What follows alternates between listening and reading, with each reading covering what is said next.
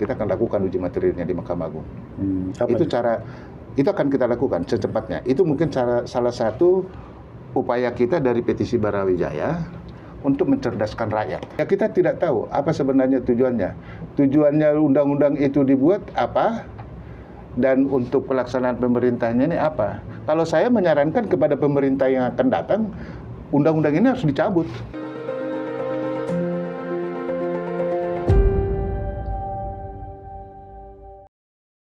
Selamat datang di podcast Petisi Brawijaya. Kali ini kita akan membahas isu yang menarik, yaitu tentang tabungan perumahan rakyat yang akan diberlakukan paling lambat pada tahun 2027. Nah, yang menarik dari Tapera ini sempat diselewengkan juga oleh netizen bahwa ini sebagai tabungan penyengsara rakyat. Kenapa menjadi tabungan penyengsara rakyat? Karena tabungan ini diwajibkan bagi PNS, TNI Polri maupun pegawai pemerintah, baik yang formal maupun yang informal seperti freelancer. Dan ternyata ini juga menjadi beban yang tidak ringan buat masyarakat yang saat ini mengalami kesulitan untuk mendapatkan uang lebih, istilahnya begitu. Nah, hari ini kita akan berbincang dengan inisiator Ketua Petisi Brawijaya, yaitu Pak Aposan Situmorang. Nah, kita akan berbincang tentang bagaimana dari sisi undang-undang, kemudian bagaimana dari sisi polemiknya, dan juga bagaimana himpunan dana yang akan dipakai ini, seperti apa pengolahannya, bagaimana transparansinya. Selamat siang, Pak. Ya, selamat siang. Ya. Apa kabar? Baik ya, Pak ya? Alhamdulillah ya. Baik. Kali kita akan bicara tentang Tapera nih, Pak. Tapera yang sering dipelesetkan sebagai juga tabungan penyengsara rakyat. Setuju nggak Pak kalau itu, Pak? Mungkin kalau kita tidak perlu mungkin mempelesetkan, kita pergi kepada faktanya aja. Iya. Artinya Pak faktanya, Pak? Ini kan Undang-Undang Nomor 4 tahun 2016 tentang tabungan perumahan rakyat yang disingkat dengan Tapera. Tapera ini di dalam undang-undangnya pasal 7 pasal berapa tadi itu ya? Pasal 9 ayat 2 bahwa pesertanya itu ada pilihan. Ada pilihan ya. Artinya boleh dia mendaftarkan atau tidak mendaftarkan. Jadi tidak wajib lah. Tidak wajib menurut undang-undangnya. Tahun 2016. Ya, menurut undang-undang itu. Tapi di dalam peraturan pemerintah, baik itu di peraturan pemerintah nomor 25 tahun 2020 dan peraturan pemerintah nomor 21 tahun 2024, bahwa semua pegawai itu wajib untuk sebagai peserta Tapera. Ya, semua pegawai itu berarti TNI, Polri, ya, pegawai ASN, swasta, TNI, Polri mungkin ya, TNI, Polri, terus pegawai swasta. Baik yang formal maupun non formal. Ya, itu dulu kita bicaranya. Jadi kalau itu yang menjadi ini, berarti kan peraturan pemerintah ini, ya tidak tertutup kemungkinan kami dari Petisi Brawijaya akan melakukan uji material ke Mahkamah Agung.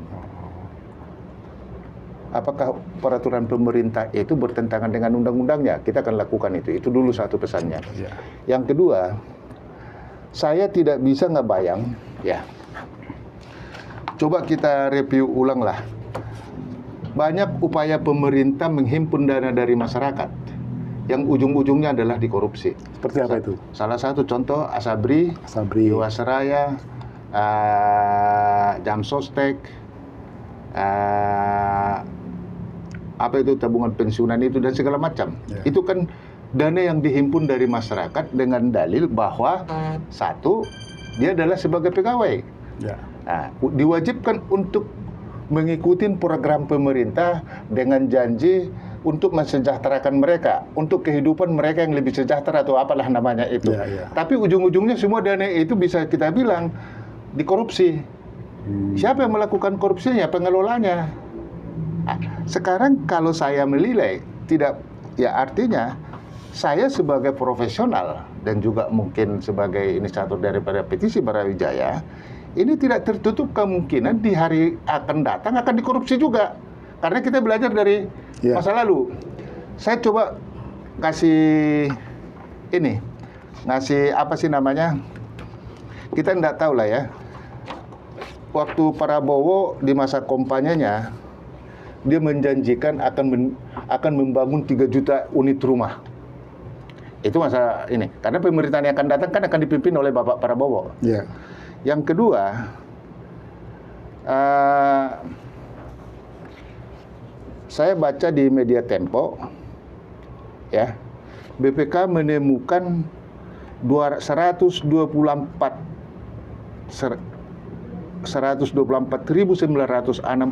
orang pensiunan belum mengambil atau tidak dapat manfaat dari dana pensiun yang dihimpun sewaktu dia masih pegawai.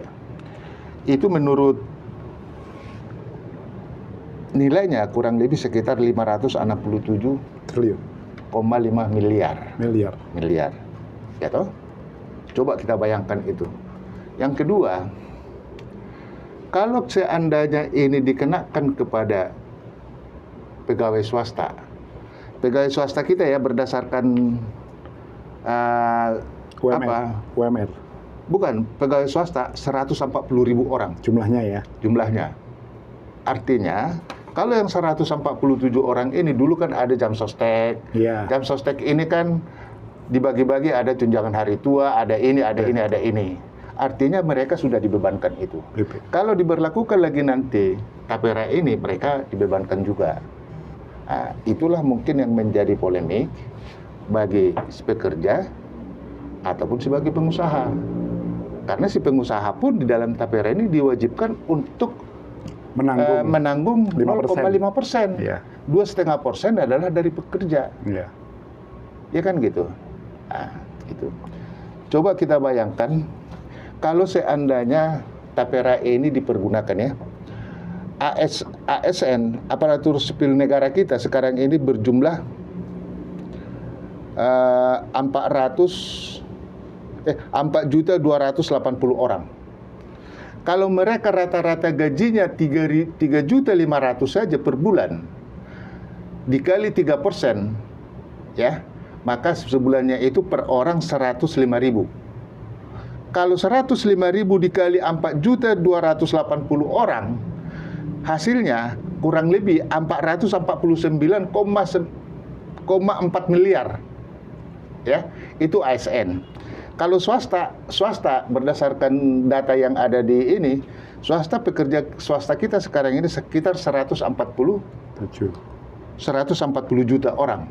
Kalau gaji dia UMR, kita taruh tadi sama 3.500.000 per orang kali 100, berarti hasilnya adalah 105.000 per orang kali 140 juta.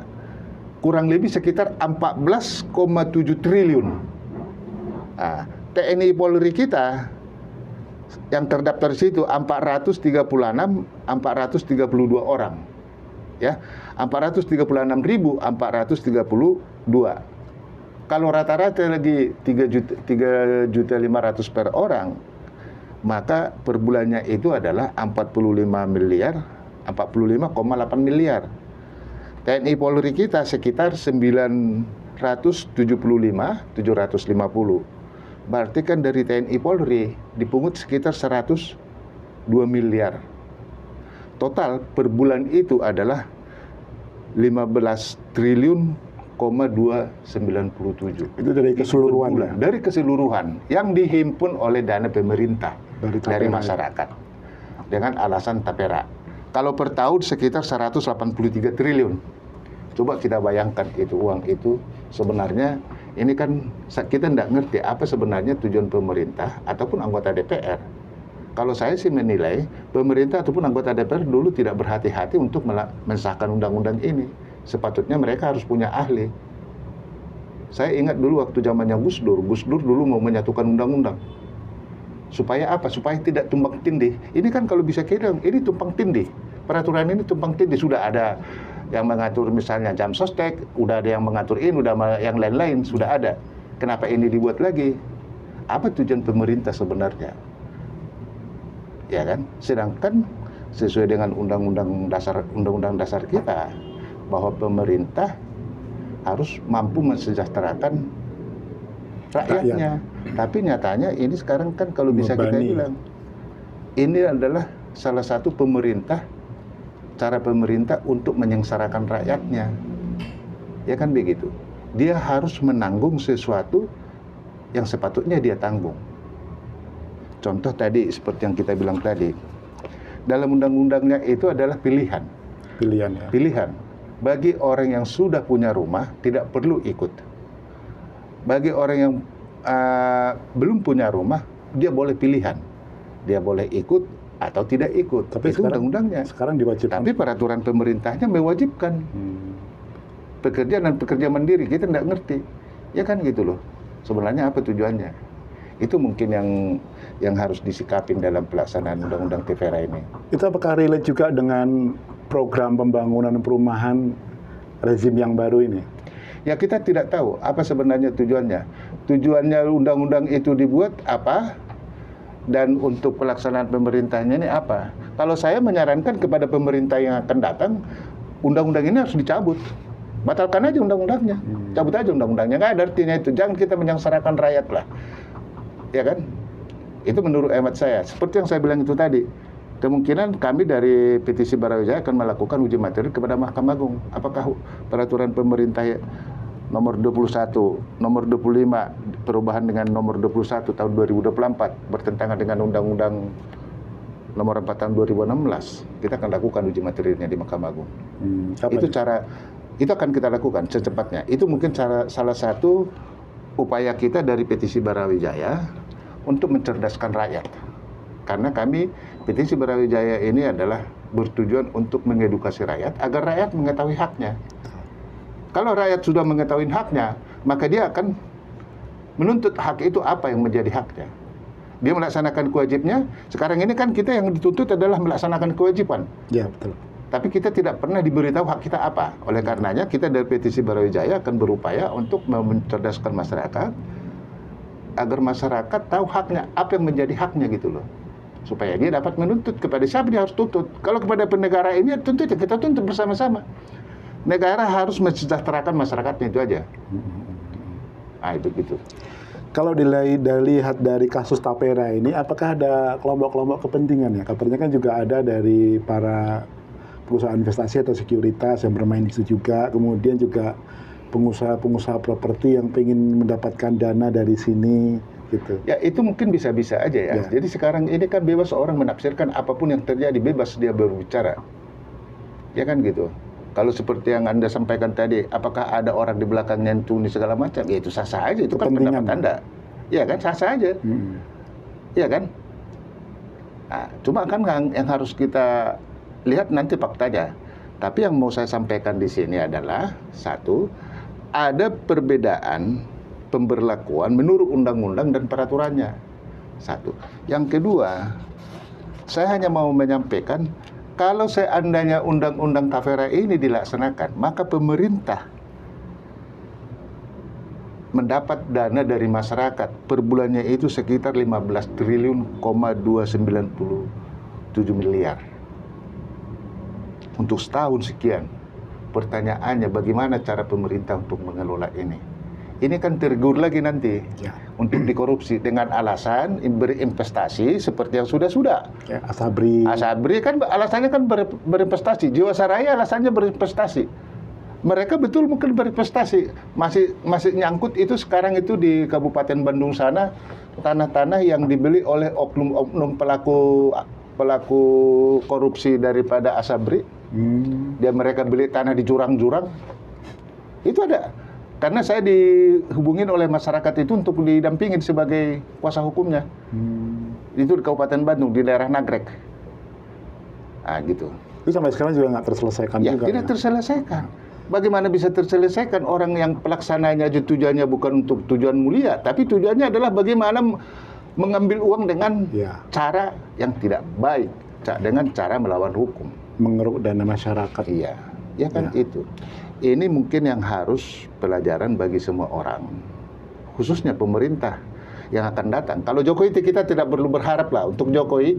Bapak Jokowi sekarang sebagai presiden ini, dia tidak, kalau menurut hemat saya ya, dia sudah nggak memikirkan negara ini bagaimana jalannya. Dia hanya memikirkan bagaimana anak dia bisa diterima sebagai calon wakil presiden, bisa diterima kalangan nanti. Kedua, menantunya bisa jadi wakil gubernur, jadi gubernur. anaknya bisa jadi wakil gubernur atau apalah. Itu sekarang kalau menurut hemat saya ya. Iya. Nah, contohnya misalnya sekarang udah dirubah undang-undang MK. MA tentang juga. masalah umur. Ya.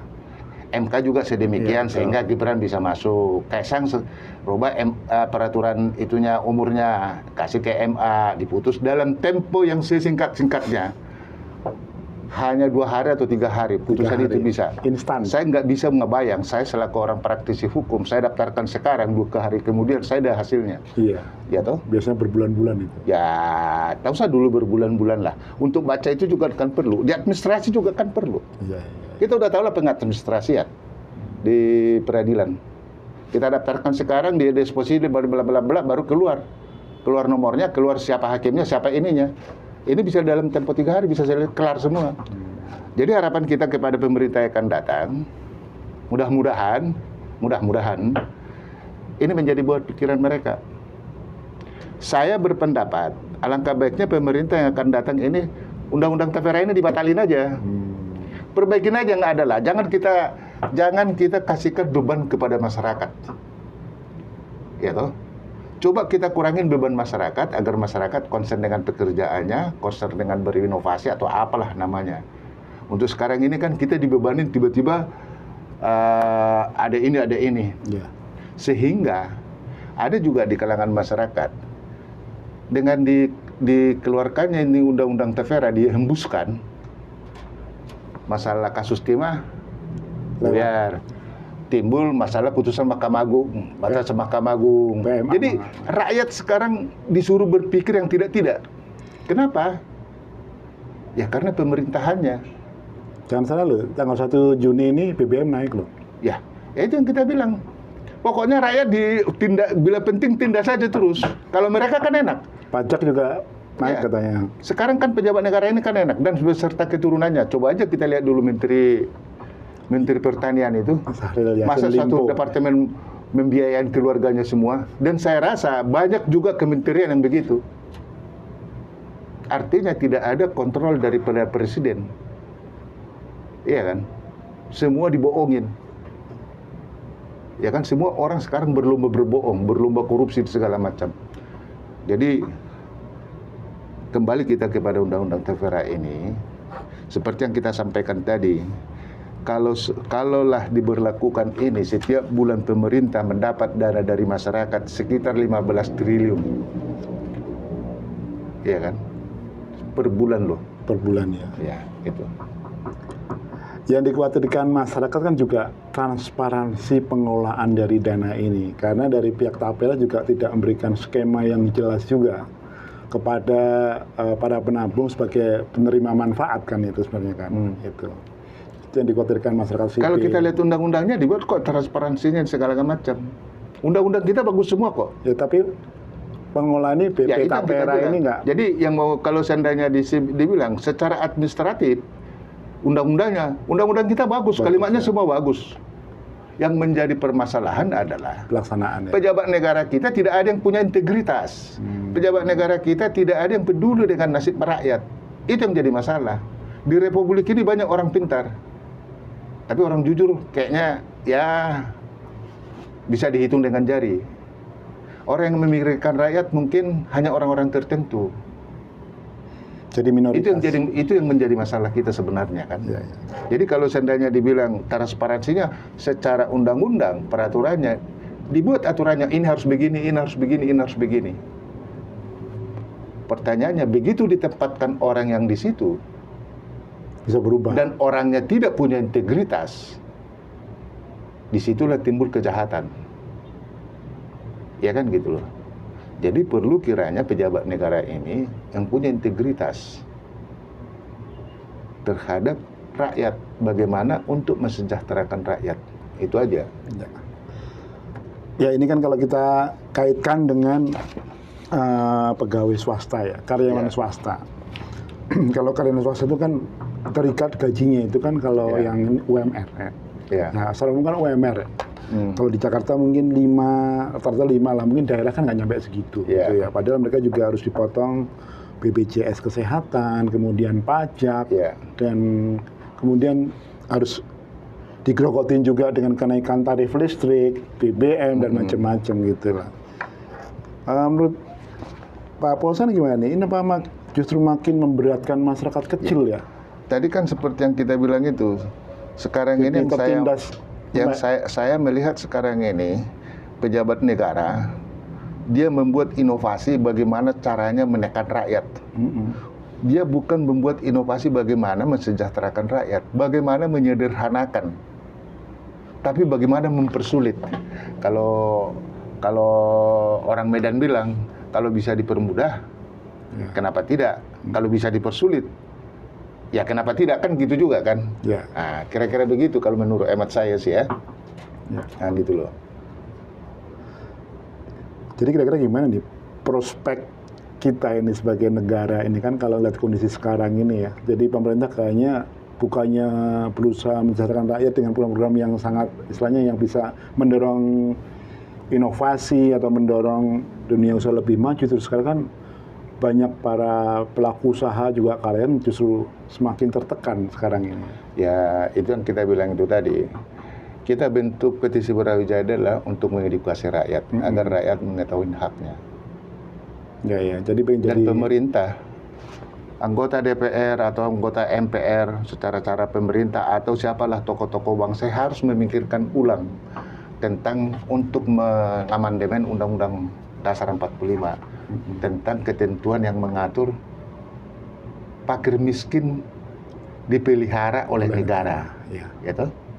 Artinya dipelihara di sini sama halnya kalau kita namanya juga dipelihara kan, ya kasih makan, kasih ini. Artinya dia jadi dieksploitasi untuk kepentingan politik. Itulah salah satu bansos itu. Ini kan bansos ini kan salah satu bentuk pemeliharaan orang miskin. Ya kan? Pemeliharaan orang miskin. Bagaimana dia supaya tetap miskin? Ya, nah, itu mungkin pemerintah, anggota DPR dan tokoh-tokoh bangsa ini harus memikirkan ulang tentang untuk mengamandemen Undang-Undang Dasar 45 tentang klausul yang mengatakan fakir miskin dipelihara oleh negara. Ini harus dihapus. Carilah kalimat yang paling baik lah, gitu. Atau fakir miskin harus ditiadakan atau bagaimana? Harus jangan dipelihara atau apalah namanya itu kan? Nah, gitu loh. Dibantu untuk dia menjadi sejahtera kan gitu loh. Nah itu. Jadi kira-kira kalau peluang nanti dalam uji materi di Mahkamah Agung itu peluangnya gimana? Ya itu tergantung dalil yang kita bilang. Kalau sepanjang yang saya baca barusan ada pertentangan itu. Kalau di dalam undang-undangnya adalah pilihan, di dalam peraturan pemerintahnya adalah kewajiban.